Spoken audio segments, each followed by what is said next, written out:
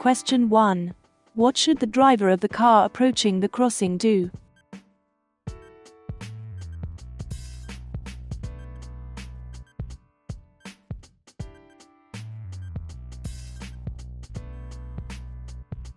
D. Slow down and get ready to stop.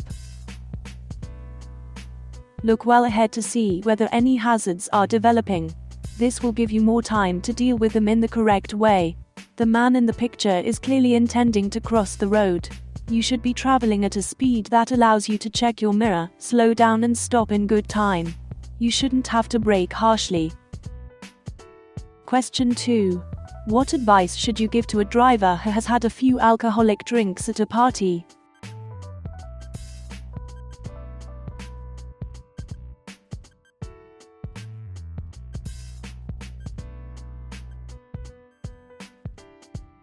C.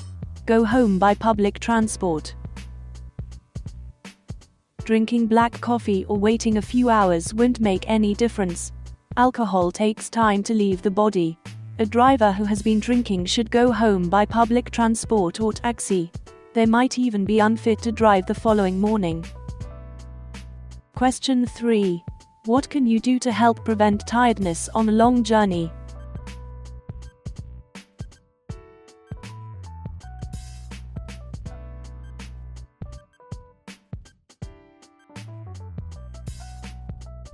B. Take regular refreshment breaks. Long-distance driving can be boring.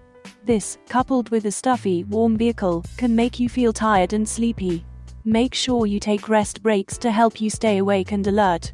Stop in a safe place before you get to the stage of fighting sleep. Question 4. You're invited to a pub lunch.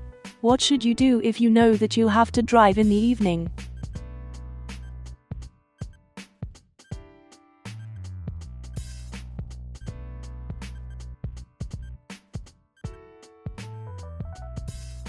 B. Don't drink any alcohol at all. Alcohol will stay in your body for several hours and may make you unfit to drive later in the day. Drinking during the day will also affect your performance at work or study. Question 5. What should you do if a doctor prescribes drugs that are likely to affect your driving?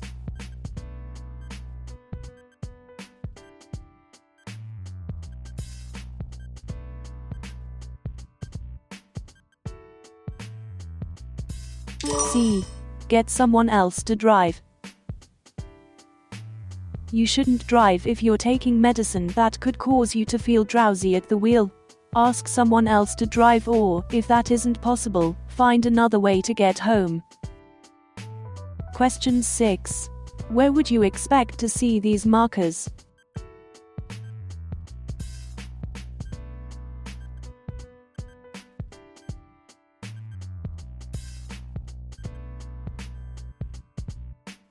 C. On a large goods vehicle. These markers must be fitted to vehicles over 13 meters long, large goods vehicles, and rubbish skips placed in the road. They're reflective to make them easier to see in the dark. Question 7. You're on a 3-lane motorway. How should you overtake a slow-moving lorry in the middle lane if it's showing this sign?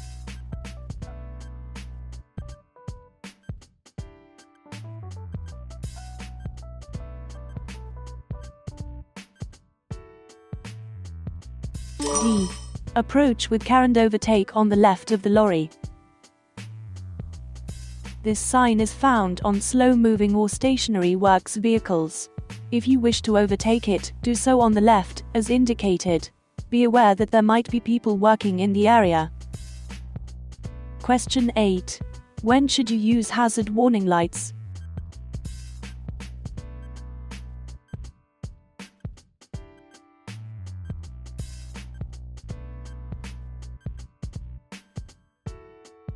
D.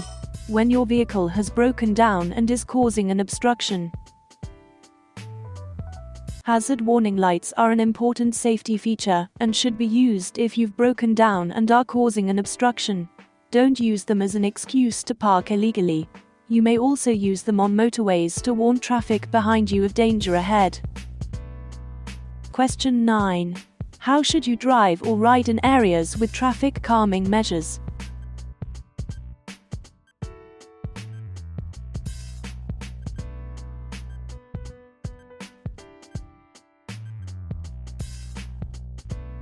A. At a reduced speed. Traffic calming measures such as road humps, chicanes and narrowings are intended to slow traffic down to protect vulnerable road users. Don't speed up until you reach the end of the traffic calm zone. Question 10. What should you do if a driver pulls out of a side road in front of you, causing you to brake hard?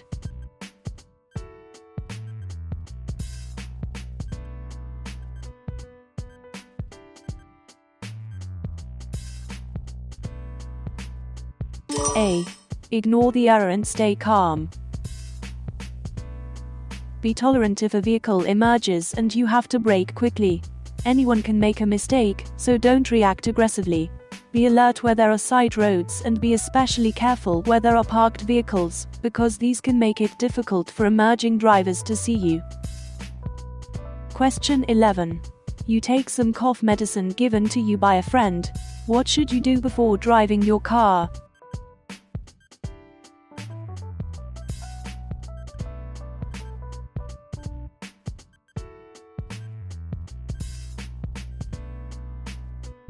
C.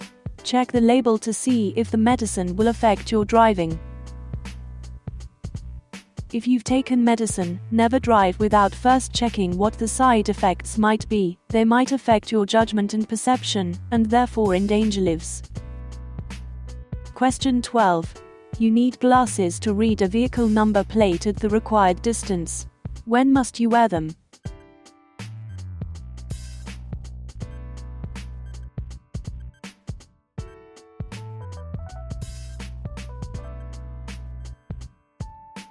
B. Whenever you're driving. Have your eyesight tested before you start your practical training. Then, throughout your driving life, have checks periodically, as your vision may change. Question 13. What must you do if poor health affects your driving?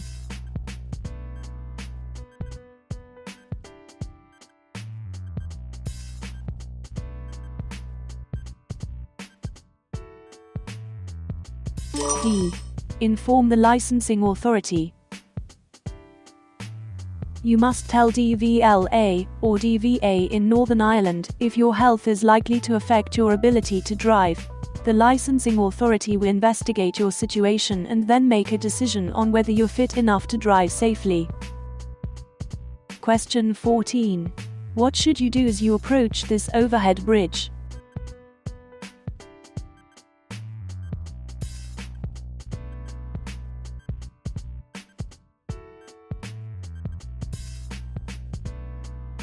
C. Be prepared to give way to large vehicles in the middle of the road. Oncoming large vehicles may need to move to the middle of the road to pass safely under the bridge. There won't be enough room for you to continue, so you should be ready to stop and wait. Question 15. A driver's behavior has upset you. How can you get over this incident safely?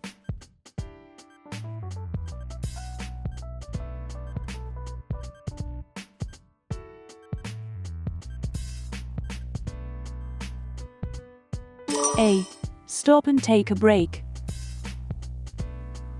If you feel yourself becoming tense or upset, stop in a safe place and take a break. Tiredness can make things worse and may cause a different reaction to upsetting situations. Question 16. What's the main hazard the driver of the red car, arrowed, should be aware of?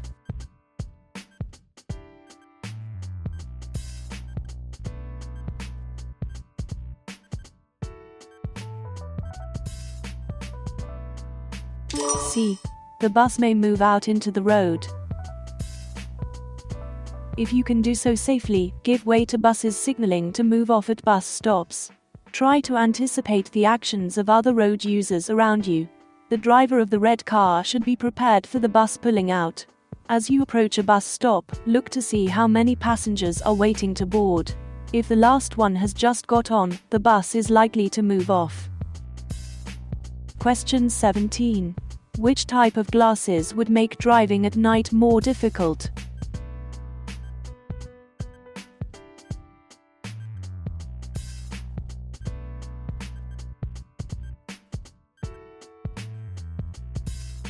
D.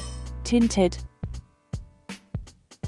If you're driving at night or in poor visibility, tinted lenses will reduce the efficiency of your vision by reducing the amount of light reaching your eyes. Question 18. What should you expect if you see this sign ahead?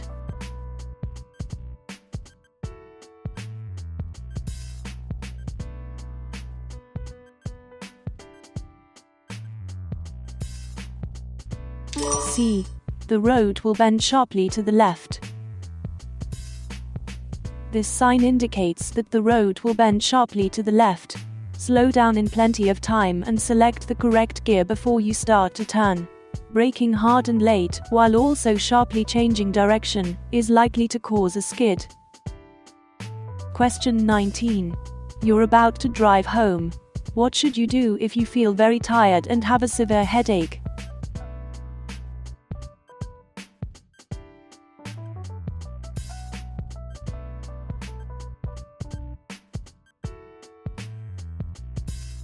A. Wait until you are fit and well before driving. All of your concentration should be on your driving. Any pain you feel will distract you, and you should avoid driving when drowsy. The safest course of action is to wait until you've rested and are feeling better before starting your journey. Question 20. What must you do if your eyesight has become very poor, and you're no longer able to meet the driver's eyesight requirements?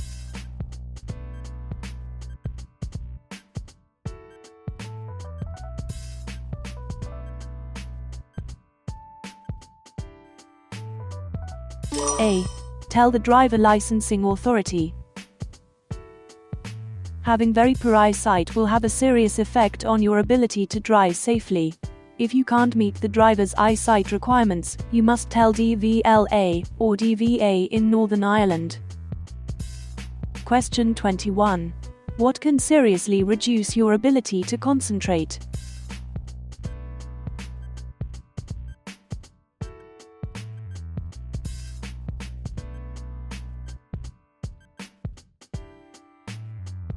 A. Drugs.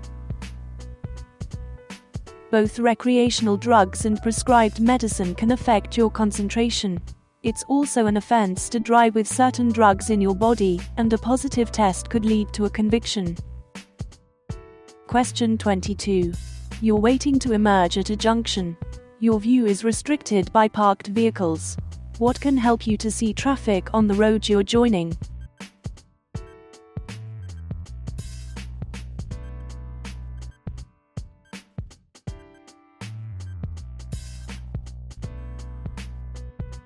B. Reflections of traffic in windows. You must be completely sure it's safe to emerge. Try to look for traffic through the windows of the parked cars or in the reflections in windows. Keep looking in all directions as you slowly edge forwards until you can see it's safe. Question 23. When may you use hazard warning lights?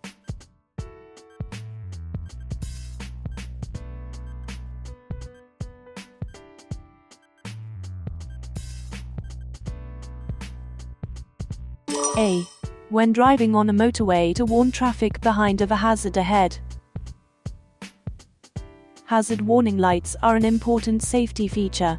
Use them when driving on a motorway to warn traffic behind you of danger ahead. You should also use them if your vehicle has broken down and is causing an obstruction. Question 24. Which type of vehicle should you be ready to give way to as you approach this bridge?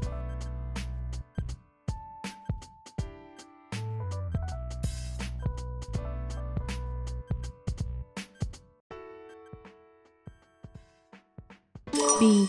Buses. A bus or high-sided lorry will have to take a position in the center of the road to clear the bridge.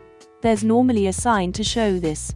Look well ahead, past the bridge, and be ready to stop and give way to large oncoming vehicles. Question 25. Some two-way roads are divided into 3 lanes. Why are they particularly dangerous?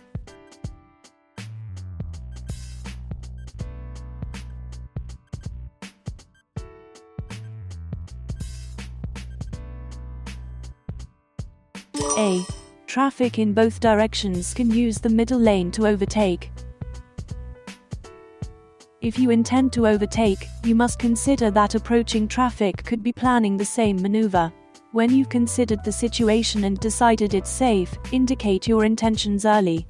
This will show the approaching traffic that you intend to pull out. Question 26. You're driving on a one-way street. What should you do if you realize you've taken the wrong route?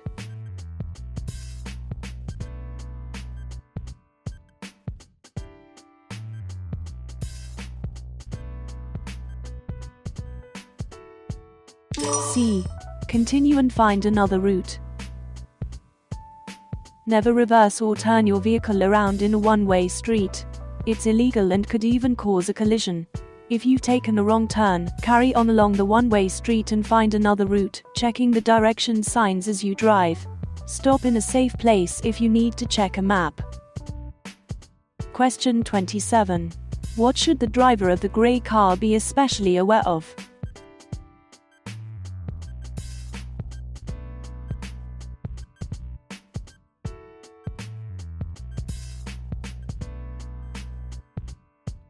C. Doors opening on parked cars. When passing parked cars, there's a risk that a driver or passenger may not check before opening the door into the road. A defensive driver will drive slowly and be looking for people who may be about to get out of their car. Question 28. What should you do if it's raining and you're following this lorry on a motorway?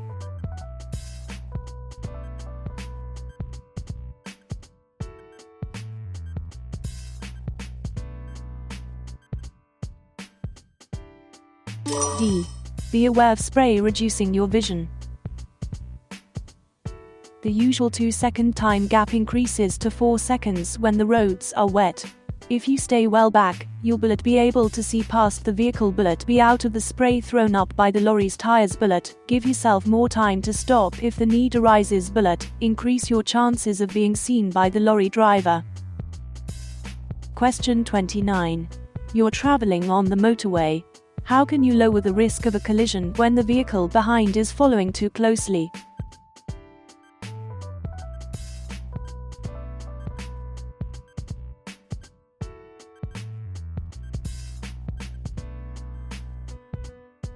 A. Increase your distance from the vehicle in front. On busy roads, traffic may still travel at high speeds.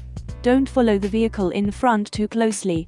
If a driver behind seems to be pushing you, gradually increase your distance from the vehicle in front by slowing down gently. This will give you more space in front if you have to brake, and will reduce the risk of a collision involving several vehicles. Question 30. You're driving in a built-up area that has traffic calming measures. What should you do when you approach a road hump?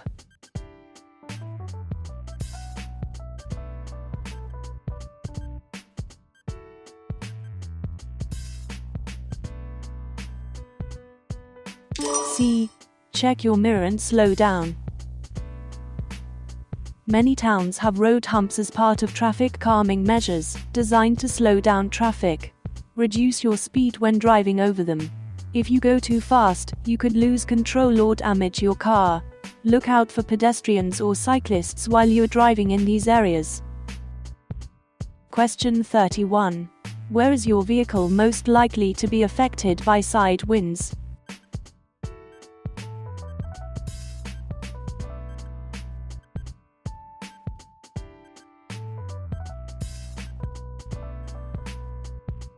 B. On an open stretch of road. In windy conditions, care must be taken on exposed roads. A strong gust of wind can blow you off course. Watch out for other road users who are particularly likely to be affected, such as cyclists, motorcyclists, high-sided lorries and vehicles towing trailers. Question 32. What's the main benefit of driving a four-wheel drive vehicle?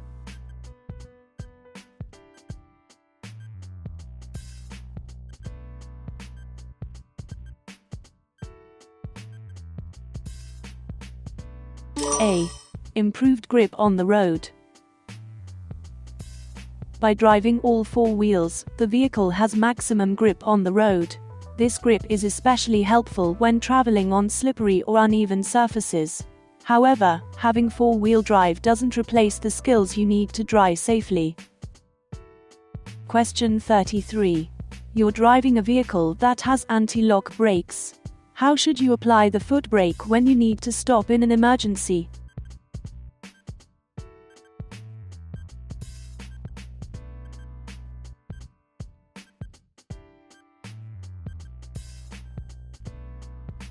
D. Rapidly and firmly.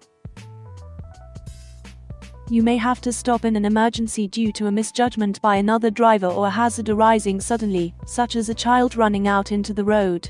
If your vehicle has anti-lock brakes, you should apply the brakes immediately, and keep them firmly applied until you stop. Question 34. What should you do before starting a journey in foggy weather?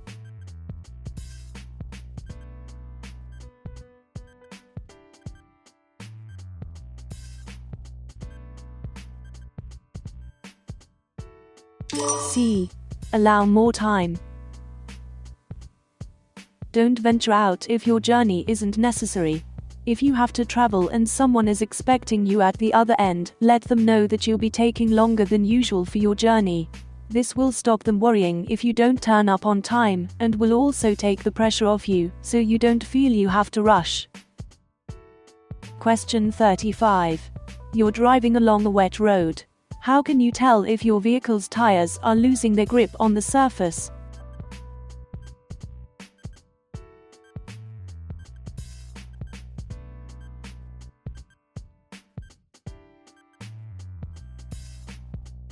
D. The steering will feel very light. If you drive at speed in very wet conditions, your steering may suddenly feel lighter than usual. This means that the tires have lifted off the surface of the road and are floating on the surface of the water. This is known as aquaplaning. Reduce speed, but don't brake until your steering returns to normal. Question 36. How much can stopping distances increase in icy conditions?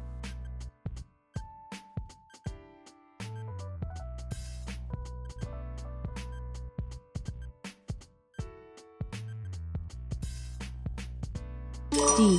10 times. Tire grip is greatly reduced in icy conditions. For this reason, you need to allow up to 10 times the stopping distance you would allow on dry roads. Question 37. What requires extra care when you're driving or riding in windy conditions?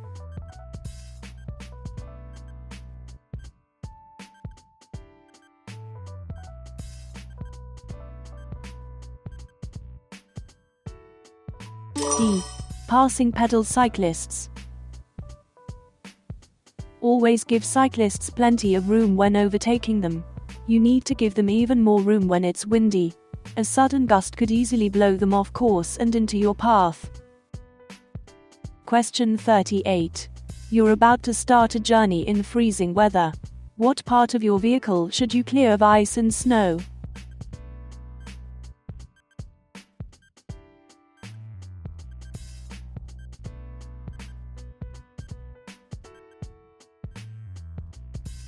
B.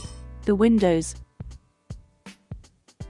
Driving in bad weather increases your risk of having a collision. If you absolutely have to travel, clear your lights, mirrors, number plates and windows of any snow or ice, so that you can see and be seen. Question 39. You're driving along a country road. You see this sign. What should you do after dealing safely with the hazard?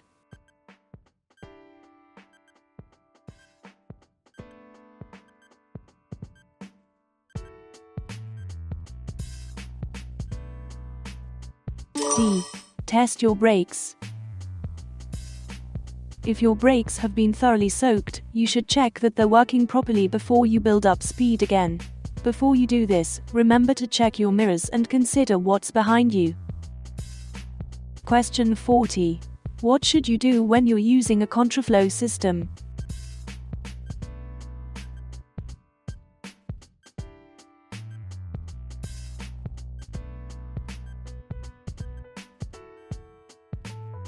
A.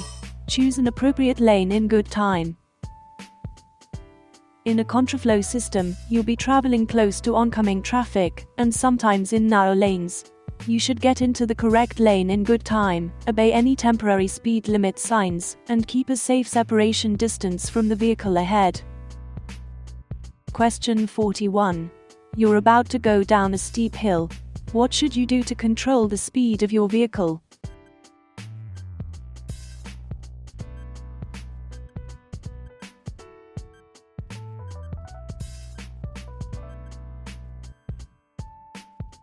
C. Select a low gear and use the brakes carefully. When driving down a steep hill, gravity will cause your vehicle to speed up. This will make it more difficult for you to stop. To help keep your vehicle's speed under control, select a lower gear to give you more engine braking, and make careful use of the brakes. Question 42. What would suggest you're driving on an icy road?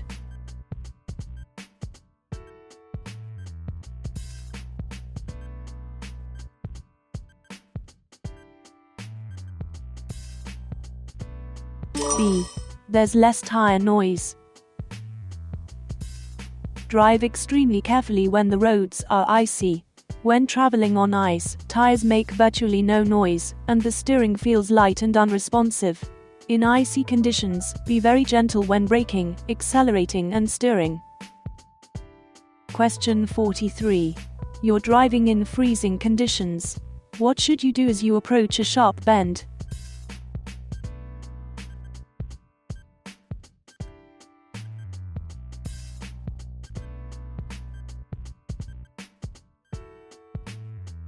D. Slow down gently. Harsh use of the accelerator, brakes or steering is likely to lead to skidding, especially on slippery surfaces. Avoid steering and braking at the same time. In icy conditions, it's very important that you constantly assess what's ahead so that you can take appropriate action in plenty of time. Question 44. What should you do when you're overtaking a motorcyclist on a windy day?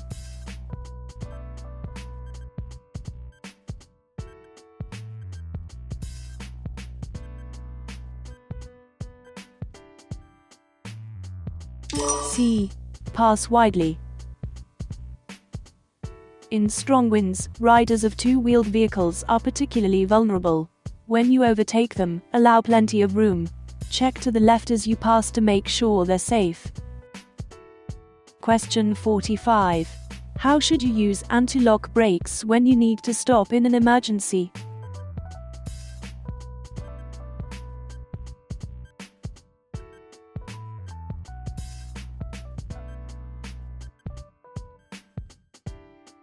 C. Brake promptly and firmly until you've stopped. If you have absent need to stop in an emergency, keep your foot firmly on the brake pedal until the vehicle has stopped. When the ABS operates, you may hear a grating sound and feel vibration through the brake pedal. This is normal, and you should maintain pressure on the brake pedal until the vehicle stops. Question 46. What can result when you travel for long distances in neutral, known as coasting?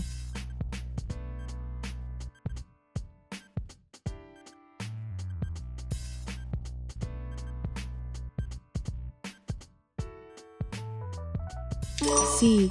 Reduction in control. Coasting is the term used when the clutch is held down, or the gear lever is in neutral, and the vehicle is allowed to freewheel.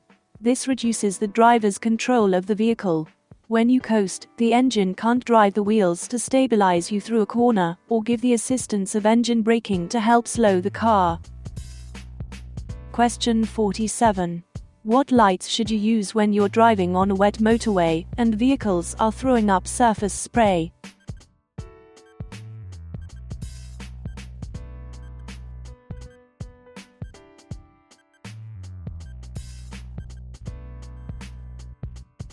B. Dipped headlights. When surface spray reduces visibility, switch on your headlights on dipped beam. This will help other road users to see you. Question 48. What should you do when you park a car facing downhill?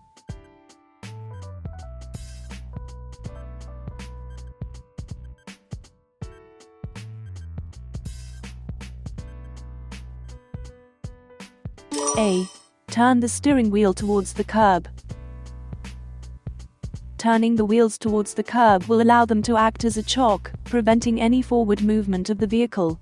It will also help to leave your car in gear, or select park if you have an automatic. Question 49. How can you use your vehicle's engine as a brake?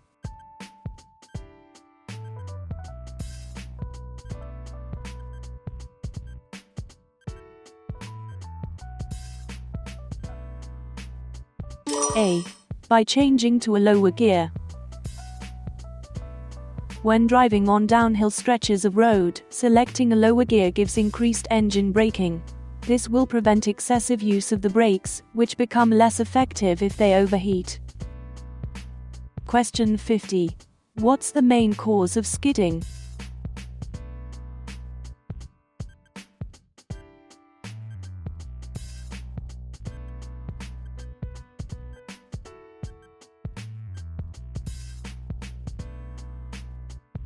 B.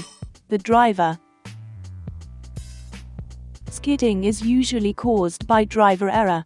You should always adjust your driving to take account of the road and weather conditions.